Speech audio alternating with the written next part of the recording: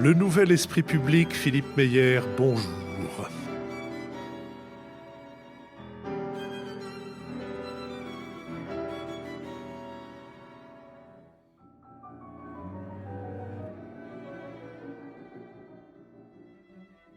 Bonjour, merci de nous avoir rejoints pour le supplément, pour le BADA de notre émission de dimanche dernier, au cours de laquelle nous nous sommes intéressés à la fois à la réforme de l'École nationale d'administration et à la réforme de la fonction publique. Nous étions, et nous sommes toujours en ce moment, en public à l'École alsacienne, avec le plaisir de retrouver un public que nous n'avions plus pu que imaginer à travers Zoom, et c'est ce public qui va intervenir maintenant. Et je voudrais donc, voilà la première intervention, madame. Oui, bonjour. Je vous remercie pour cette discussion vraiment passionnante, avec des points de vue variés. Je voudrais juste apporter un témoignage, je ne sais pas si ça amènera une réponse, mais enfin, de votre part, mais par rapport à la difficulté des primes d'excellence dans le monde de la recherche, qui effectivement ne sont pas bien vues par les syndicats. Mais j'aurais tendance à penser que ce n'est pas forcément parce qu'il y a une difficulté à prendre en compte l'excellence, mais il y a aussi une dimension par rapport au travail collectif et à l'acceptabilité de donner une prime à une personne alors qu'un travail de recherche porte sur un travail collectif. Et les chercheurs, je pense en eux-mêmes, ont rejeté la méthode, en fait. Je pense que... Et alors voilà, je ne sais pas si ça amène une réponse, mais pour moi, le réduire à une difficulté à accepter l'excellence, c'est pas que ça. C'est voilà, une dimension un peu plus large. Merci. Je crois reconnaître un accent de l'Aveyron, et même peut-être plus précisément de la région de Rignac. Ça, ouais, si vous voulez savoir ce que c'est qu'une oreille musicale, en voilà la preuve. Qui veut intervenir en réponse? Marc-Olivier. Merci beaucoup de votre remarque. Effectivement, je pense que ça renvoie à la question de l'évaluation de l'efficacité de l'action publique.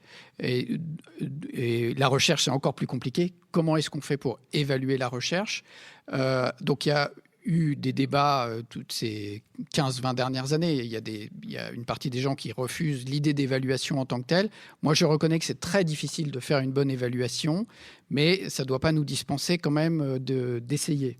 Et comme disait une spécialiste de l'évaluation, quand vous avez deux déménageurs qui portent un piano dans un escalier, vous ne pouvez pas évaluer l'un sans l'autre. Et donc, il faut évaluer l'effort des deux.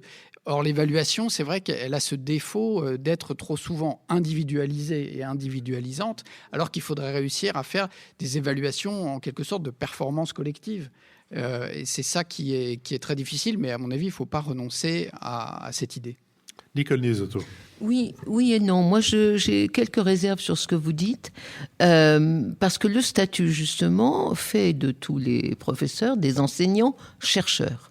Et leur promotion est liée à leur activité d'enseignant-chercheur individuel.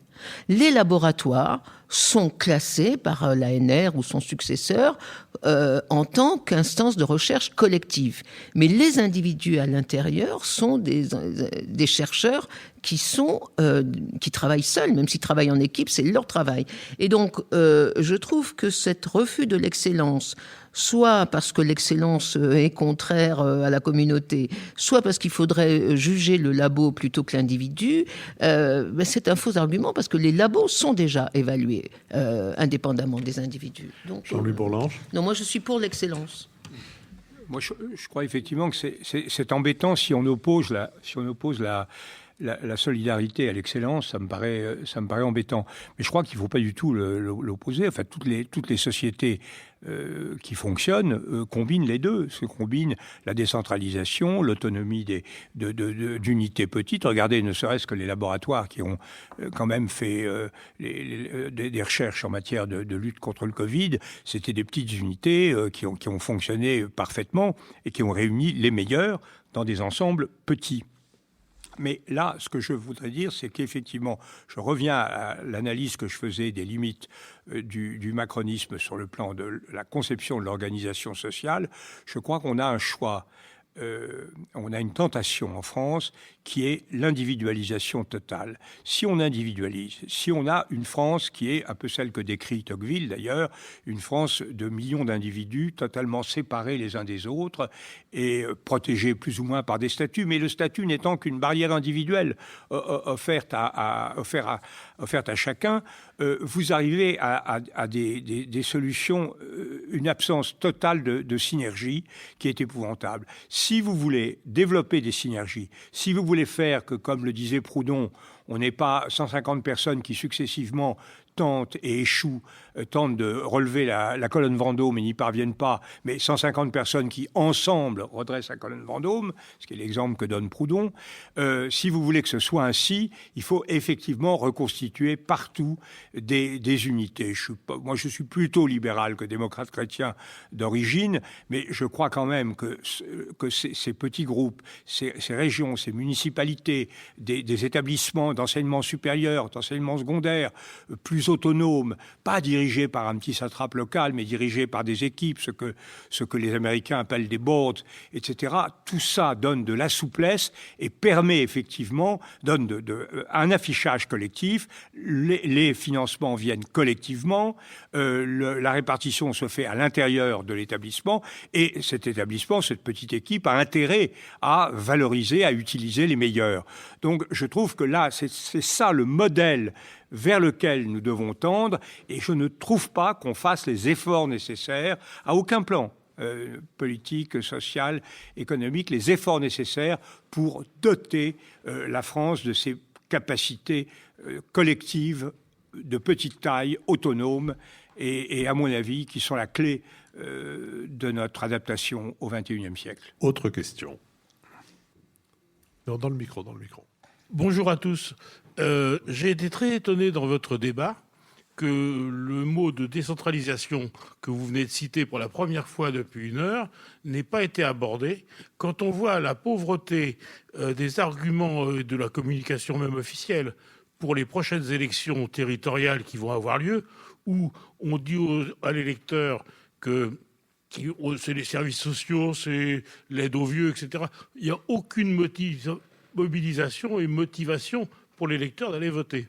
Alors que si jamais ces assemblées qui vont être élues avaient des responsabilités et des compétences plus étendues sur des secteurs qui directement intéressent une grande part de la population, évidemment, les enjeux ne seraient pas uniquement des enjeux partisans tels que ceux que l'on voit aujourd'hui, où le débat est toujours entre Marine Le Pen, la façon dont LREM va être capable de casser ou de ne pas casser les Républicains, et ainsi de suite. Richard Verly. Alors le mot décentralisation, en l'occurrence, je l'avais prononcé parce que c'est bien évidemment une thématique qui est au cœur de la réforme, enfin des justificatifs que Emmanuel Macron apporte pour défendre sa réforme.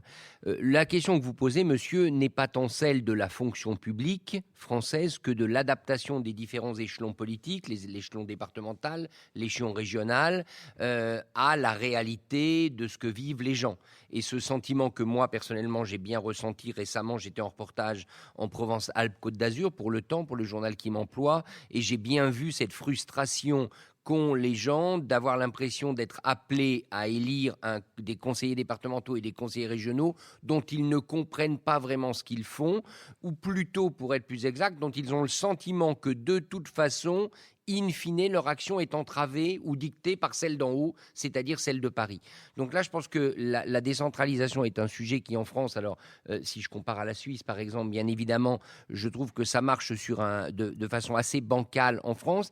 Ce qui est intéressant dans cette réforme de la fonction publique, et ce qui trahit quand même la persistance d'un esprit français très centralisateur, c'est qu'Emmanuel Macron continue de mettre les préfets au centre de l'équation. Et pourquoi il continue de les mettre au centre de l'équation ? Parce que les préfets sont le relais de l'autorité de l'État, c'est-à-dire au fond de la volonté parisienne. Et c'est d'ailleurs souvent, moi, la complainte que j'ai entendue sur le terrain. Alors, Jean-Louis, lui, pratique ça au Parlement, j'imagine, en permanence. Mais cette frustration qu'ont les élus locaux et aussi les électeurs, que le mandat qui est le leur est totalement entravé par les compétences de l'État central. Moi, j'entends souvent des maires dire, mais là-dessus, on ne peut pas intervenir parce que ce n'est pas de nos compétences et c'est le préfet qui intervient. Donc je crois qu'effectivement, la décentralisation est un des nœuds du problème. Est-ce que c'est un des nœuds de la réforme de la fonction publique et du problème ressenti aujourd'hui? Je pense aussi, notamment si la réforme devait aboutir à ce qu'Emmanuel Macron appelle la règle du guichet plutôt que la règle de la norme, normalement, on devrait voir des fonctionnaires locaux être beaucoup plus émancipés de leur tutelle. Je n'ai pas l'impression que c'est ce qui va arriver. Marc-Olivier Padis. Oui, pour répondre à votre question, c'était pas complètement notre sujet du jour de savoir si les électeurs allaient avoir envie de se mobiliser pour les prochaines élections régionales, même si c'est une vraie question. Alors, il y a quand même un lien entre décentralisation et le sujet qu'on a traité aujourd'hui, puisque avec les vagues de décentralisation, un certain nombre de fonctionnaires et de hauts fonctionnaires ont dû choisir entre rester rattachés à l'État central ou passer notamment à la région. Et moi, j'ai des amis énarques qui ont fait le choix de passer à l'échelle régionale et qui ont l'air très, très heureux, en fait, beaucoup plus que ceux qui sont restés dans des administrations centrales. C'est ce que disait Jean-Louis tout à l'heure sur... en fait, il y a une fonction publique territoriale qui est peut-être, je pense, du point de vue psychologique, plus en forme que dans l'État central. La deuxième remarque, c'est sur maintenant la difficulté, relation avec les préfets. Alors, on l'a très bien vu avec la crise Covid, c'est-à-dire que l'organisation des autorités de santé en France, il y a deux choses, il y a le ministère de la Santé et puis les agences régionales de santé. Et au début de la crise Covid, on a senti que les agences régionales de santé avaient du mal à se mettre en ordre de marche, notamment parce qu'elles avaient été créées plutôt dans une perspective de maîtrise des dépenses publiques. Et donc, ce qu'ont fait les ARS pendant des années et des années vis-à-vis de leurs interlocuteurs, c'était plutôt d'introduire de la rationalisation budgétaire plutôt que de gérer de l'urgence.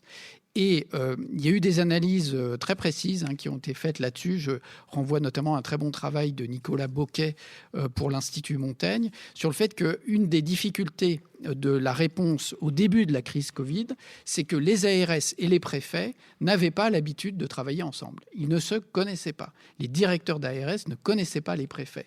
Et donc, on trouvait la bonne longueur d'onde, apprendre à travailler ensemble. Mais après, ce qu'on voit avec l'État français, c'est que au-delà de ces ajustements qui ont pris, je ne sais pas, quelques semaines, quelques mois, il faudrait évaluer ça précisément. Une fois qu'ils ont trouvé la manière de travailler ensemble, alors là, ça se met en place et la réaction est beaucoup plus efficace. Jean-Louis Bourlange. Oui, c'est vrai, je crois que le reproche n'est pas tout à fait justifié, parce qu'on a abordé les problèmes de la formation de la fonction publique, et on a les uns et les autres, moi très brièvement, mais j'ai quand même dit que l'un des enjeux de la formation de la fonction publique, c'était de faire appel aux gestionnaires de terrain, et notamment aux gestionnaires de terrain dans les collectivités décentralisées. J'ai cité des syndicats intercommunaux. Et effectivement, ça va dans les deux sens. Moi, j'ai beaucoup de camarades qui sont devenus directeurs de services départementaux ou de services régionaux et qui, effectivement, connaissent là un épanouissement administratif que l'État ne leur donnait pas. Et ça, je crois qu'il faut maintenir, il faut développer ces canaux. La formation sur le terrain, la gestion des services publics de terrain, c'est quelque chose qui peut vraiment faire beaucoup de bien à l'État central. Et réciproquement. Donc là, je crois c'est pas le problème. Sur le problème de la désaffection vis-à-vis des élections régionales, c'est un autre problème, mais il est intéressant. Mais il est dû, à mon avis, au fait que il y a des pouvoirs locaux. Peut-être pas aux régions. Les régions, c'est vraiment ce qui va mal. La loi NOTRe est une stupidité. Il fallait renforcer les pouvoirs et ne pas étendre les régions. C'était ça. On a fait exactement l'inverse. C'est une erreur. D'une façon générale, ce qui ne va pas, ce sont les doublons, le millefeuille, l'accumulation des réseaux, la non-répartition des tâches. C'était ça. Et les financements. Il faut effectivement bien déterminer des blocs de compétences, réduire le nombre des échelons administratifs intermédiaires. Tout le monde le dit, personne ne le fait. J'ai absolument pas compris pourquoi en 17, quand il est arrivé au pouvoir, Emmanuel Macron ne s'est pas intéressé à ça, n'a pas conclu ça. J'en avais beaucoup discuté avec mon ami, le regretté Patrick Devedjian, qui avait beaucoup pressé de ce côté-là. Pourquoi on n'a pas clarifié, effectivement, la région parisienne, qui est monstrueuse dans son organisation. Mais le vrai problème, c'est que il y a quand même du pouvoir dans les collectivités territoriales, mais que rien n'est conflictuel. Tous les grands enjeux qui nous séparent sur la laïcité, sur la sécurité, sur l'Europe, sur l'organisation, ça n'affleure pas. En réalité, quand vous regardez les budgets régionaux, chaque dépense est votée par tout le monde. Personne ne dit non. Quelquefois, on s'abstient pour une raison idiote. Mais en réalité, tout le monde vote singulièrement tous les projets, et simplement, on fait une posture politique et on vote contre le budget quand il apparaît dans sa globalité. Donc il est impossible d'accrocher un vrai débat. Regardez, en région parisienne, Madame Pulvar dit simplement qu'il faudrait que les transports soient gratuits, ce qui est évidemment très agréable pour ceux qui les prennent, et Madame Pécresse dit vous avez fait vos additions, c'est complètement terrifiant, on va pulvériser la fiscalité locale. Bon, c'est tout, mais c'est des enjeux qui n'existent pas en réalité. En réalité, les gens sont globalement d'accord. Et comme on est dans une société profondément déboussolée, avec une gauche divisée en deux, une droite, je parle des droites traditionnelles, divisée en deux, une majorité liquide et un Front National qui vraiment est représenté par quelqu'un qui est un peu bas de plafond, ça donne un ensemble très inquiétant. Et donc on fait rentrer dans les régionales tout ce qu'on n'arrive pas à mettre ailleurs. Mais je ne crois pas que ce soit uniquement dû à la décentralisation, à la centralisation. Nouvelle question. Oui, bonjour. Bonjour. J'aurais une question, si c'est possible, de politique internationale. En 1994, Jean-Louis Bourlange, Nicole Nesotto s'en rappelleront bien, il y a eu le mémorandum de Budapest suite à l'effondrement de l'URSS, où on a dénucléarisé l'Ukraine, et notamment les ogives nucléaires, et la Grande-Bretagne, les États-Unis, l'OTAN, les États-Unis, la Russie, s'étaient engagés en contrepartie d'assurer l'intégrité territoriale de l'Ukraine. On sait ce qui en est arrivé avec la Russie. Jusqu'où M. Poutine peut-il aller pour déclencher une réaction des pays occidentaux? Et j'aimerais avoir, si c'est possible, l'avis de Nicole Nesotto et de Jean-Louis Bourlange. Merci. Écoutez, c'est une question qui est de l'ordre de la prédiction, mais peut-être une brève réponse, parce que la forme de votre question... C'est un immense sujet. Et que nous, sans vouloir dire que nous avons fait le tour de la question, mais je voudrais quand même vous renvoyer à l'émission que nous avons enregistrée il y a 15 jours et dont la moitié portait précisément sur cette question de la Biélorussie. Nicole Nesotto. Alors, le mémorandum de Budapest est censé contenir beaucoup de choses, mais personne ne l'a lu. C'est un accord secret. Moi-même, je ne sais pas ce qu'il y a dedans. Et on dit qu'il y a deux choses. Qu'il y a la promesse de garantir l'intégrité territoriale pas seulement de l'Ukraine, de tous les territoires de l'ex-Union soviétique qui avaient des armes nucléaires et qui ont été rapatriés en Russie. Et il y avait également, soi-disant, l'engagement pris par l'OTAN de ne pas déployer de forces militaires, que ce soit des forces terrestres ou des forces nucléaires, sur les territoires des républiques qui venaient de s'émanciper de l'Union soviétique. Donc pas de force en Pologne, en Hongrie, un pays bien. Et donc, c'est à partir de ce mémorandum de Budapest que les Russes, notamment, maintenant, contestent les déploiements en Pologne, les manœuvres dans les pays baltes, etc. Je ne sais pas si c'est vrai, parce qu'encore une fois, je vous dis, moi, je ne l'ai jamais vu, ce mémorandum de Budapest. Mais la question que vous posez sur quelle est la solidarité que nous devons à l'Ukraine, c'est une question qui dépasse largement le cadre de l'OTAN. C'est une question de réelle politique pure.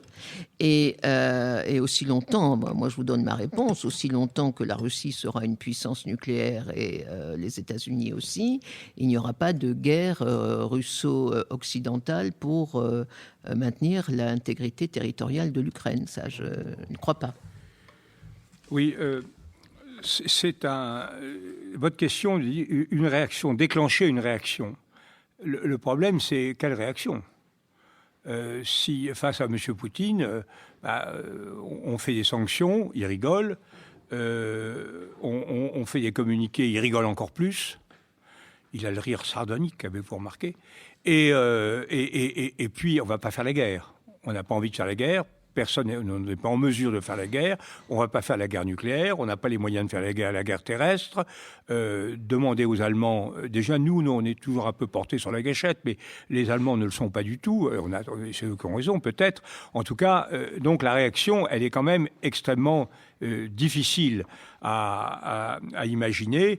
Et effectivement, on maintient la condamnation de l'annexion de la Crimée parce que c'est contraire au droit international, c'est contraire à tous nos principes, mais on n'est pas en mesure de faire un peu plus que ce que disait Claude Chesson quand on lui disait si les Russes interviennent en Pologne au moment de l'état de siège, qu'est-ce qu'on fera ? Et il avait répondu de façon assez provocante, rien comme d'habitude. Et en fait, on n'a rien fait quand les Russes sont intervenus en Hongrie en 1956, on n'a rien fait quand ils sont intervenus en Tchécoslovaquie en 1968, et on n'aurait sans doute rien fait s'ils étaient intervenus en Pologne au moment de l'état de siège. Alors la chose, en tout cas, ce que je voudrais dire en conclusion, c'est que la vraie réflexion qu'on a actuellement et qui est très difficile pour Biden et pour nous, c'est de savoir si dans la nouvelle guerre froide ou la nouvelle tension ou le nouveau duopole qui s'organise avec la Chine, si nous devons avoir une attitude de grande fermeté vis-à-vis de la Russie, ce qui effectivement rejette la Russie du côté de la Chine, ce qui est absurde de la part des Russes. Ils n'ont aucun intérêt géopolitique à se mettre dans l'orbite chinoise. Ils auraient tout intérêt à se rapprocher de nous, mais ils ont une aversion fondamentale pour nos principes. Nos principes, l'état de droit, la liberté, ils n'en veulent pas en entendre parler. Mais alors Biden nous dit, écoutez, on va, bien qu'il ait eu des formules un peu aventurées sur Poutine, il nous dit, il faut quand même moderato cantabile sur les Russes et plein feu sur le quartier général, comme disait Trotsky, c'est-à-dire sur la Chine. Bon, et nous, on disait, c'est bien gentil, mais on a nos Baltes, on a les Biélorusses, on a l'Ukraine, on a la déstabilisation de nos sociétés, de l'Union européenne, on a des attaques cryptées, des attaques de tous ordres sur nos systèmes informatiques, nos systèmes numériques. On ne peut pas considérer que la Russie n'est pas actuellement une puissance hostile. Donc on a ces deux choses. Quelle réaction peut-on faire ? Et faut-il privilégier l'hostilité à la Russie par rapport à l'hostilité à la Chine ? Nouvelle question. Bonjour. Je voulais vous remercier d'abord pour avoir su nous tenir en haleine pendant 1 heure sur un sujet que moi je ne trouve pas particulièrement passionnant et qui a contraint votre animateur à des gesticulations vues du public assez drôles pour prendre la parole à l'un et la donner à l'autre. Oui, il est spontanément C'était drôle. pas tout à fait ça, mais ça. Il est spontanément drôle. Toute occasion. Et manipulateur. Enfin, je voulais faire 2 remarques et je m'interrogeais sur les raisons pour lesquelles ces points-là n'avaient pas été traités par vous. Le premier, c'est sur, peut-être je me trompe sur la chronologie, mais j'avais en tête que c'était aussi une réponse à la crise des Gilets jaunes, et même si ça a été évoqué, ça n'a pas été cité comme quelque chose de central. Je voulais vous interroger là-dessus. J'avais l'impression que quand même, en termes de symbole, c'est une réponse peut-être plus directe à la crise des Gilets jaunes que peut l'être ou qu'a pu l'être la grande consultation qui a eu lieu ensuite. C'est le premier point. Le deuxième, Monsieur Bourlange a évoqué le fait que finalement Hénard et pouvoir politique ne sont pas forcément très liés en citant une statistique sur le nombre de députés énarques, mais peut-être que c'est parce que l'Assemblée nationale n'en vaut pas la peine en termes de pouvoir et que les énarques ont mieux à faire à s'occuper par ailleurs. Et en tout cas, quand on voit en effet le nombre de ministres qui sont énarques et le nombre de dirigeants politiques qui le sont, on peut quand même s'interroger de ce point de vue-là sur la reproduction des élites et la maîtrise du pouvoir. Alors, si je peux répondre à votre introduction, ma pente naturelle aurait été de mettre comme sujet de notre conversation la naissance d'une fille au foyer du duc et de la duchesse de Sussex. Mais, à force d'à-force, le nouvel esprit public, comme son illustre émission précédente, a pris l'habitude de choisir ces sujets et de les choisir en dehors de la tyrannie de l'actualité. Vous savez, il y a un certain nombre de choses qui peuvent vous frapper dans l'évolution du vocabulaire. Moi, l'une me frappe, c'est qu'on dit de quelqu'un, il va venir, il a une actualité. L'actualité étant devenue quelque chose de... Voilà. Nous choisissons des choses qui ont un rapport plus ou moins proche dans le temps avec l'actualité, parce que nous lui donnons à ces sujets de l'importance. Si nous nous trompons, le salaire de notre erreur, c'est que les auditeurs sont pas contents et que, éventuellement, au bout d'un moment, ils nous quittent. Mais il se trouve que nous faisons un podcast. Nous ne sommes responsables que de nous-mêmes.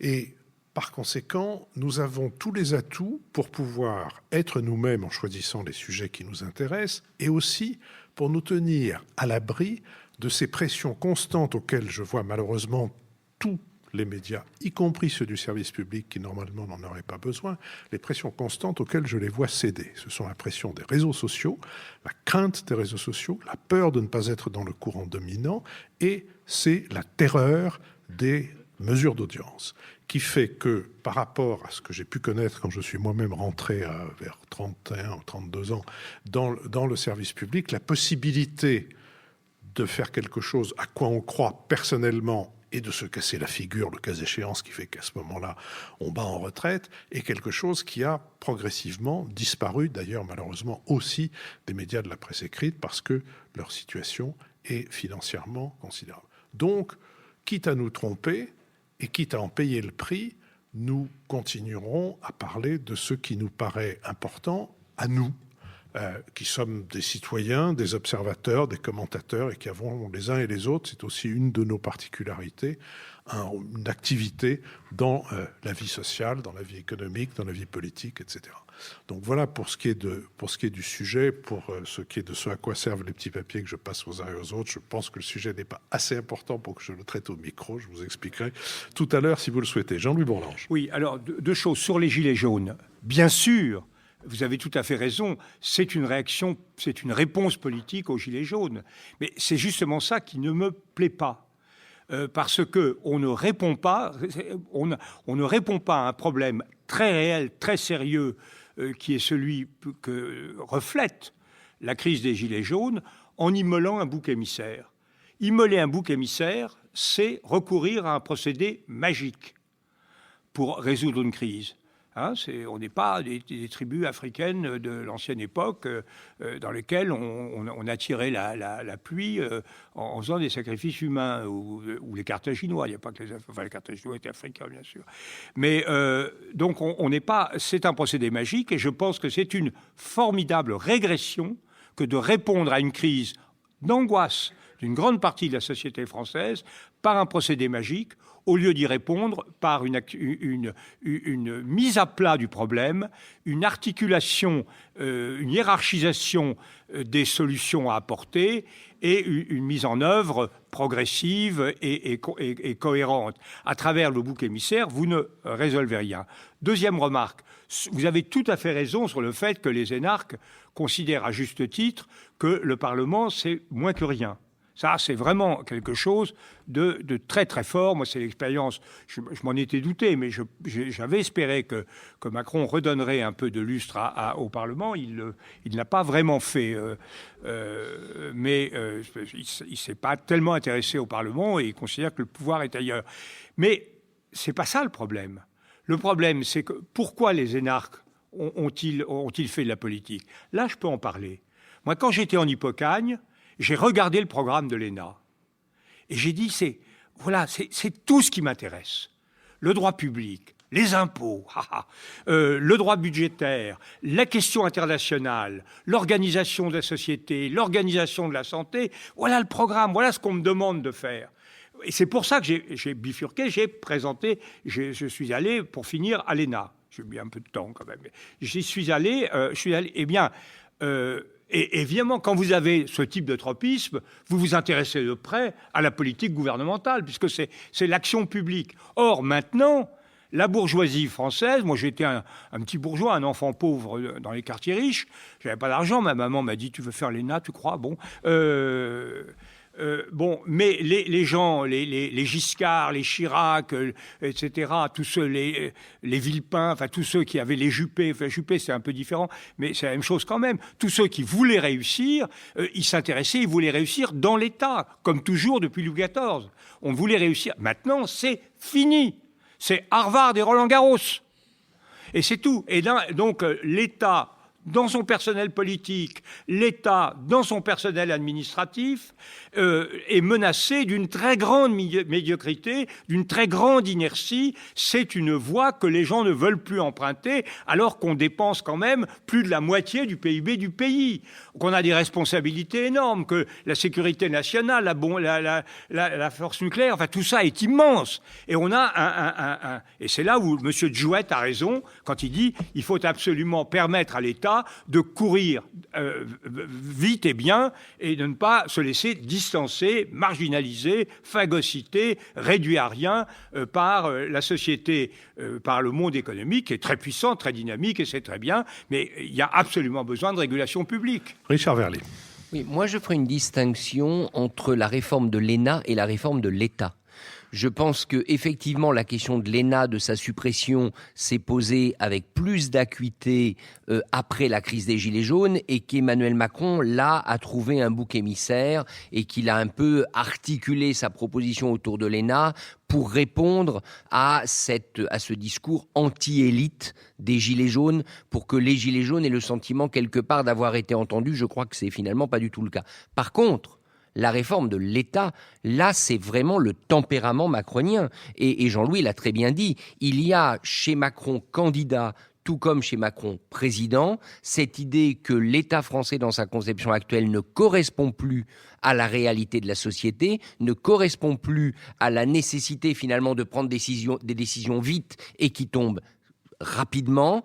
Donc là, franchement, je crois qu'Emmanuel Macron veut, à titre personnel, mais aussi à titre conceptuel, réformer l'État français. Je ne sais pas s'il va y arriver. On a dit tout ce qu'on pouvait penser de cette réforme. La question de l'ENA est devenue effectivement plus opportuniste et c'est elle, sans doute, qui a été en quelque sorte rallumée par la crise des Gilets jaunes.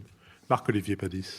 Oui, vous avez raison dans votre question. Je me suis posé la question comment articuler ce débat avec la crise des Gilets jaunes. Moi, je suis assez mal à l'aise parce que je n'arrive pas à comprendre en fait vraiment ce mouvement. C'est-à-dire qu'on voit bien il y a eu une réaction sur la question du pouvoir d'achat et puis l'expression d'une colère beaucoup plus large, anti-élitiste, difficile à saisir, sans porte-parole, sans discours.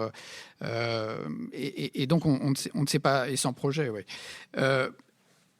Le bilan de la consultation nationale, ce qui était ressorti quand même, c'est qu'il y avait ce message de gens qui disaient d'accord pour la transition écologique, mais quand on n'a pas le choix, on fait comment? Et donc c'est cette question à laquelle il faut répondre, d'où la question du pouvoir d'achat. Et en même temps, le pouvoir d'achat, les Gilets jaunes auraient pu se tourner vers leurs employeurs, vers le MEDEF, en disant le pouvoir d'achat suffit pas, donc la question c'est les salaires. Comme on est en 68, la conclusion de 68, c'est on augmente les salaires. Bon, la conclusion des Gilets jaunes, c'est pas on augmente les salaires, c'est la faute à l'État. Ce que je disais tout à l'heure, c'est toujours la faute à l'État en France. Et donc il y a cette question de responsabilité.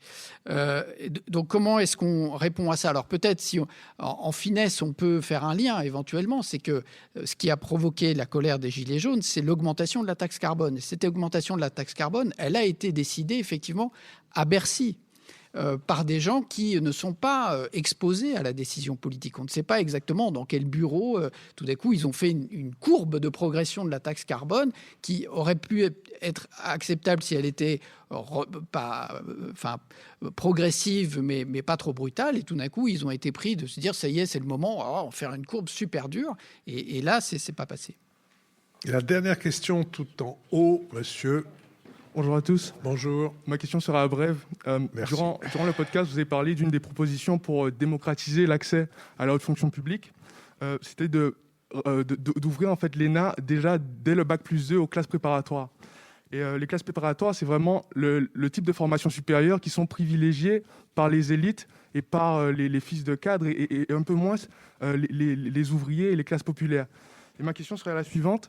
Ce serait comment mieux inclure l'université populaire dans les réformes d'accès à la haute fonction publique. Jean-Louis Bourlanges. Je crois que ça ne pose pas de problème théorique, ça pose des problèmes pratiques. Moi, il me semble que la clé, c'est les classes préparatoires. Moi, la clé, c'est qu'on entre à l'ENA à bac+2 ou bac+3. C'est ça qu'il faudrait faire si on voulait vraiment démocratiser, parce que des gens qui sont dans une situation économique difficile ont beaucoup de mal à penser à un parcours étudiant non rémunéré sur 4-5 ans avant d'entrer, ou 6 ans avant d'entrer à l'ENA.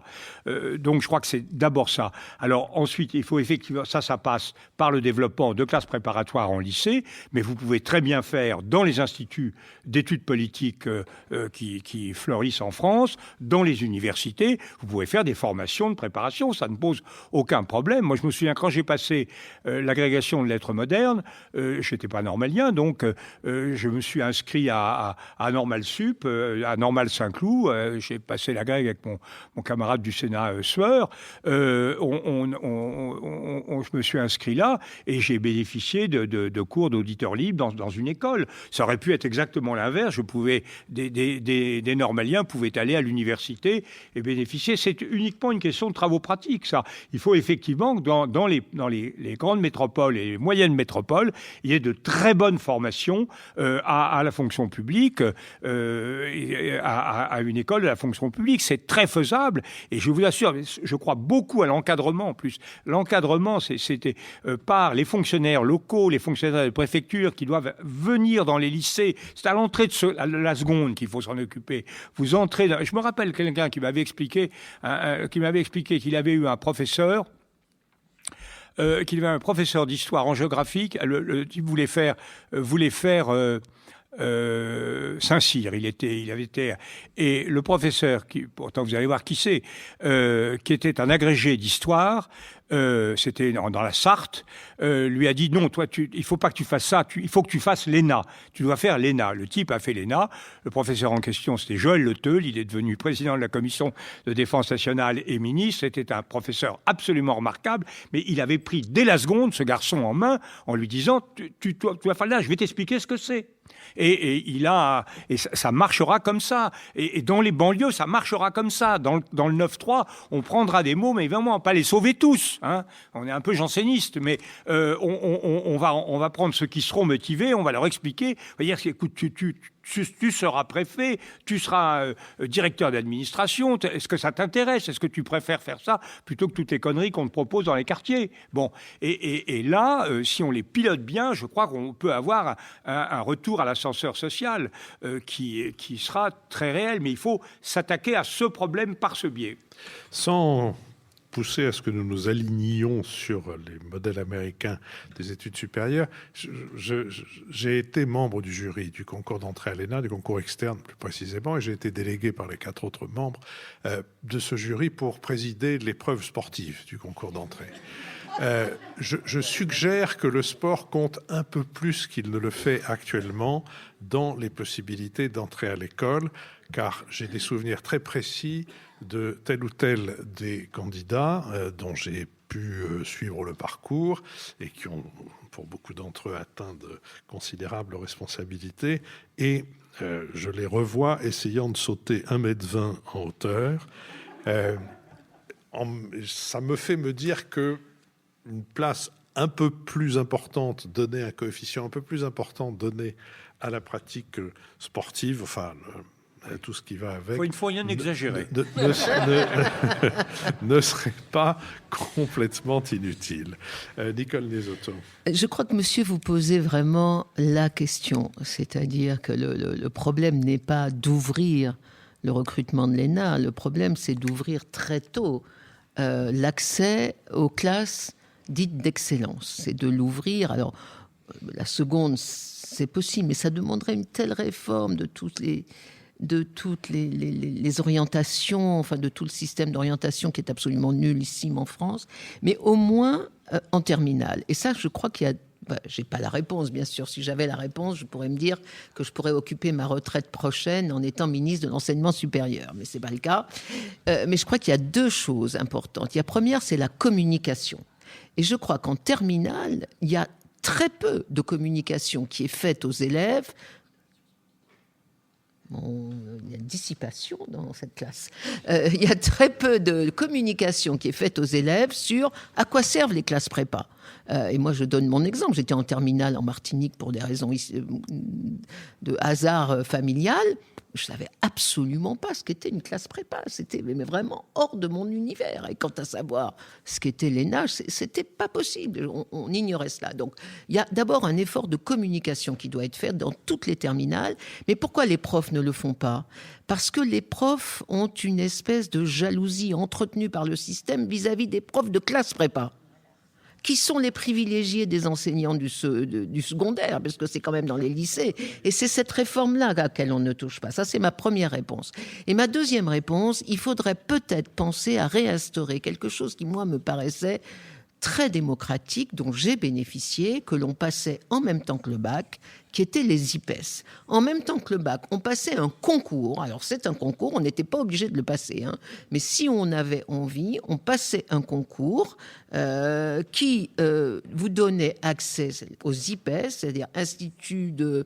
je sais pas, préparation à l'enseignement supérieur, quelque chose comme ça. C'était au niveau bac.